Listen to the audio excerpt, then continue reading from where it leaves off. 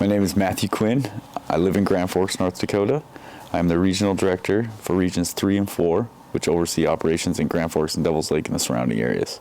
My life has been summarized by trials and tribulations, but then also lots of struggles and great success. It's been kind of periods of both. So from an early age, I was used to seeing a lot of like addiction services. My mom was a licensed addiction counselor growing up. She still is. She's been in recovery for years. A host of my family is in recovery. So I was always at recovery events, and I knew it had something to do with drinking or drugs and alcohol. I just didn't really know until about 13 years old. Then I started to use chemicals, and it started just, with the basics, and then it progressively got worse. By the time I was about to turn 14, I was in an inpatient treatment facility, tried to overcome some addiction, and then from there, from 13 to 20, I was in and out of different institutions, all trying to relieve me of whatever was going on, whether it was addiction or behavioral. Ended up in that inpatient treatment, and then from there, I got involved in the juvenile justice system, and I was on supervised probation as a juvenile, which turned into further charges and criminal activity as a child, just trying to find my place in the world. I liked the way it felt when I used, but I didn't like the byproduct, so I was always getting sent away somewhere trying to rehabilitate me. I would go to like a Job Corps or a PLC or some similar. So my probation officer was always trying to assist. And then I remember I was able to experience some success at about 16. I ended up in juvenile drug court, and I was able to expedite that process and finish quite rapidly, almost within a year. But during that year, I was able to catch up in all my academics, get access to different recovery resources, and that's what really kind of planted the seed for the future when I really needed to put all my effort into a sobriety attempt. I had slivers of hope from, again, the time I was a teenager up until I was about 20, but then I just couldn't stop.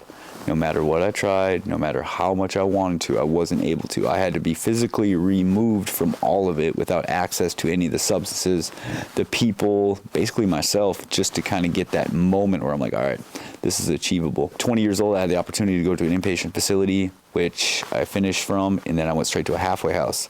Right in that moment, within that 3-month period of being in treatment in the first couple months of the halfway house, I got access to resources, recovery-based resources right away. I got plugged into a local community, and that's where I found my hope. I was like, I can actually maintain sobriety at 20 years old and recreate the trajectory of my whole life. The last time, I was able to experience about 13 years of recovery. So I was sober from 20 till about 33. This is the most important change. I think I alluded to the fact that I've had all these seeds planted throughout the period of my life, whether it was my family being in recovery, my mom being an addiction counselor, me experiencing long-term recovery. But the last time was after having 13 years of sobriety, and I was laying in a hospital bed, and I was unable to walk because I had such bad nerve damage and neuropathy from drinking so much and not eating. I had pancreatitis, and something happened day 3, day 4, where I looked up and I was like, I can't go to the bathroom on my own. I can't walk to get food. I can't do all these different things. This is the best my life is ever going to get if I continue doing what I'm doing. All my decisions got me laying in a hospital bed with the inability to walk, do anything for myself. This is where I'm going to be. So I said, I can fight for my own life and do something about it right now, or I can continue on. As something happened, it was like a motivating factor right there in that hospital room. And then I committed to going further with like treatment and stuff like that. At this time, my parents and my family had a civil commitment on me, so I had to go to a facility. But I was being kind of picky, I was saying, I'll go, but I got to get through this first. Right then, I just kind of surrendered to everything. You guys put me where you need me to be. I'll get better. I'm going to fight for my own life. So there was that little pivotal moment laying in that hospital bed.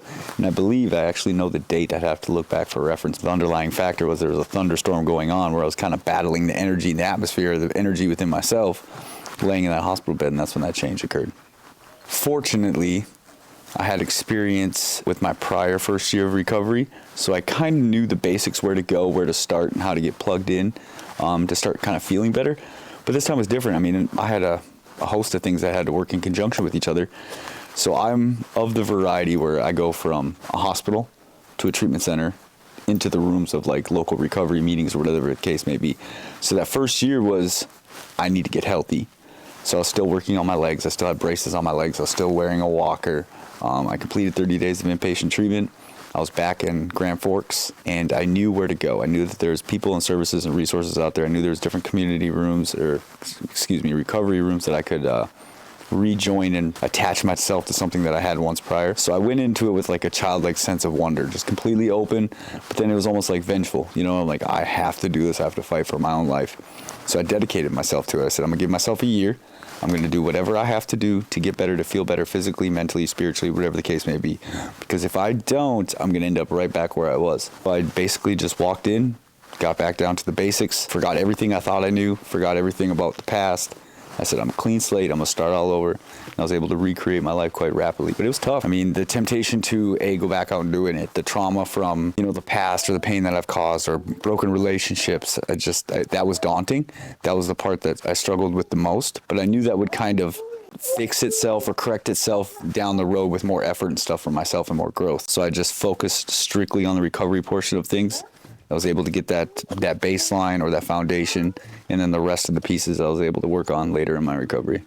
Currently, as we speak, I've been sober since 11/22 of 21. My past sobriety date was 10/22 of 07, and I think it's important to note that because I know people personally who experienced relapse and they really struggle with it, especially after long-term recovery. So I always talk about that I have it in my story. I didn't think it would be part of my story. When you have long-term, you don't think of going back out, but I happen to.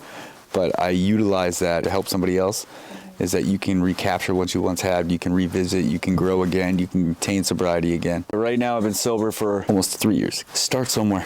We look at it as this task, and it is. It's the most difficult but the best decision you'll ever make in your life. For me, it was. But don't look at where you want to be or what you lost or how hard it's going to be. It is. And I'm not going to lie to you.